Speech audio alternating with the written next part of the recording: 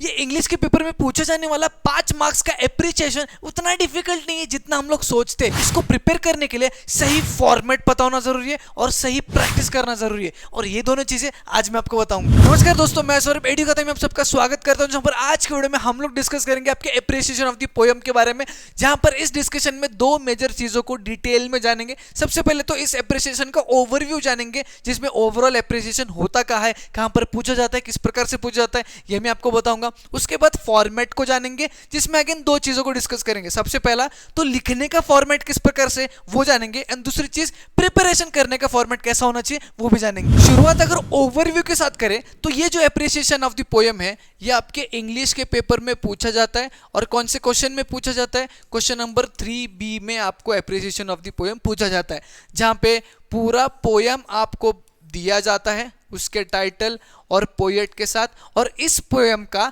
Appreciation आपको plot करना होता है। एप्रिसिएशन यानी कि इस पोएम का शॉर्ट समरी, जिसमें आप कुछ चीजें इंक्लूड कर रहे हो। अब वो कौन सी चीजें आप इंक्लूड कर रहे हो ये जानने के लिए आपको कुछ पॉइंट्स दिए जाएंगे, जिनको आपको रिफर करना है एप्रिसिएशन प्लॉट करते समय। ये कौन से पॉइंट्स है इनको मैं आगे मैं बताऊंगा, बट इतना जानना है कि कुछ पॉइंट्स दिए जाएंगे, इनको रिफर करते हुए इस पूरे पोएम का एक शॉर्ट समरी आपको लिखना होता है, and that short summary is nothing but आपका एप्रिसिएशन ऑफ द पोएम। ये appreciation of the poem 5 marks के लिए पूछा जाएगा, और इसमें 10 to 12 लाइंस लिखना एक्सपेक्टेड है।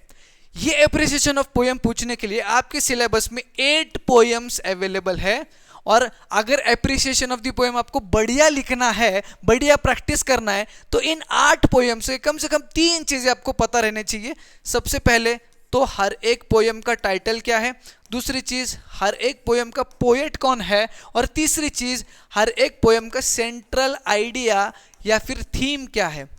पोएम किस चीज के बारे में है ये आपको पता रहना बहुत जरूरी है। उसके बाद बात करें फॉर्मेट की, तो स्पेसिफिकली सबसे पहले जानेंगे लिखने का फॉर्मेट क्या होगा, जहां पे आपको यहां पे दिख सकता है क्वेश्चन कुछ इस प्रकार से पूछा जाएगा, जहां पे poem with title and poet दिया गया है, और इस पोएम का एप्रिसिएशन कुछ इस प्रकार से आपको लिखना है। और जिन पॉइंट्स की मैं बात कर रहा था, जिनको रिफर करते हुए आपको एप्रिसिएशन लिखना है, वो पॉइंट्स ये रहने वाले हैं।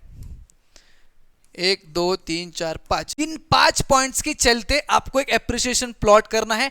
5 पॉइंट्स कौन से हैं? Title of the poem, poet कौन है, राइमिंग स्कीम क्या है, फिगर ऑफ स्पीच कौन कौन से है, उसके बाद इस पोएम का थीम या सेंट्रल आइडिया क्या है। ठीक है, अब देखो लिखते समय सबसे पहले what you have to do, जैसे कि पिछले स्लाइड में मैंने आपको कहा था, ये 3 चीजें आपको पता रहना बहुत जरूरी है, टाइटल, पोएट और सेंट्रल आइडिया। ठीक है, अब जैसे क्वेश्चन पेपर में पोएम दिया है, तो उसमें आपको टाइटल भी दिया है और पोएट भी दिया है। ठीक है, is that clear for you? Title और पोएट दोनों चीजें दिए, तो ये 2 चीज तो आपके आने चाहिए, जिसमें हाफ मार्क्स होते हैं, टाइटल के लिए हाफ और पोएट के लिए हाफ। ठीक है, तीसरी चीज rhyming scheme, figure of speech और सेंट्रल आइडिया थीम जो है पोएम का, वो आपको कुछ इस प्रकार से पॉइंट वाइज फॉर्मेट में प्लॉट करना है। ठीक है, जो भी रॉ डेटा है आपका इस पोएम के हिसाब से, वो सारा रॉ डेटा इस प्रकार से आपको प्लॉट करना है अपने रफ में।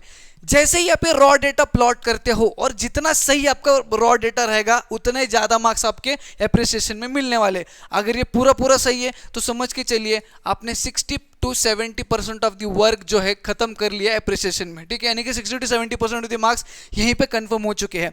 अब next thing what you have to do is, ये जो रॉ डेटा है इसको पैराग्राफ में कन्वर्ट करना है। इसको क्या करना है? पैराग्राफ में कन्वर्ट करना है। अब ये पैराग्राफ फॉर्मेट में आपको कुछ हाईलाइटेड चीजें दिख रही होंगी। अब ये हाईलाइटेड चीजें वही सारी चीजें हैं जो इस रॉ डेटा में मैंने यहाँ पे लिखा है। जो रॉ डेटा में लिखा है उसको यहाँ पे भी लिखा है, बट उसके साथ कुछ एडिशनल डेटा भी मैंने ऐड किया है। अब ये एडिशनल डेटा आपको भी ऐड करना पड़ता है। This additional data is nothing but थोड़ा सा मिर्च मसाला, जिसको ऐड करके एक पैराग्राफ में बनाना है। इस मिर्च मसाला में सबसे पहले जैसे कि टाइटल ऑफ द पोएम और पोएट, यहां पे देखो एक ही लाइन में दोनों चीजें मेंशन की है। ये पोएम का टाइटल ये है जो कि इस पोएट के हिसाब, मतलब इस पोएट के साथ इस पोएट ने जो लिखा है। उसके बाद जितना भी डेटा है, वो राइम स्कीम हो, वो फिगर ऑफ स्पीच हो, वो थीम और सेंट्रल आइडिया हो, उसमें कुछ additional words, additional sentences, additional point of view आपको ऐड करना है। जैसे कि अगर आप थीम या सेंट्रल आइडिया को देखते हो, यहाँ पे after reading a funny poem written by the poet, he servant went into laughing fit. The poet watched over him for 10 days and nights without sleeping and never dared to write anything funny again. ये सारी चीजें आपने additional लिखी है क्योंकि आपको उस poem का सेंट्रल आइडिया या थीम या फिर उस पोयम में क्या दिया गया है ये पता है, उस पोयम का समरी आपको पता है, इसीलिए आप ये सारी चीज जो है वो लिख पाए और ये लिखना जरूरी है। ये लिखते समय दो चीजें ध्यान में रखना है, जो आपका ग्रामर यूज कर रहे हो,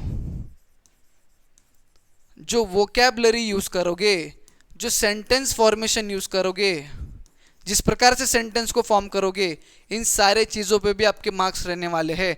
तो ये सारे चीजों का ध्यान रखते हुए ये एडिशनल डेटा जो है वो आपको ऐड करना है लिखते समय। उसके बाद अगर प्रिपरेशन फॉर्मेट की बात करें तो कुछ स्टेप्स है जो आपको फॉलो करना है प्रिपेयर करते समय। सबसे पहले स्टेप की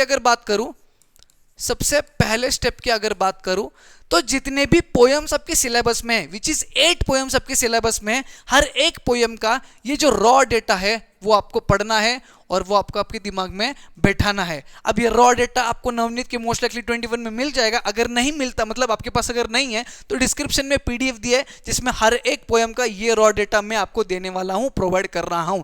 जैसे ही हर एक पोयम का ये रॉ डेटा आपके दिमाग में आ जाता है, आपका एप्रिसिएशन को प्रिपेयर करने का जो बर्डन है वो थोड़ा सा कम हो जाएगा। सबसे पहला इस सारे रॉ डेटा को प्रिपेयर करो। Prepare the raw data.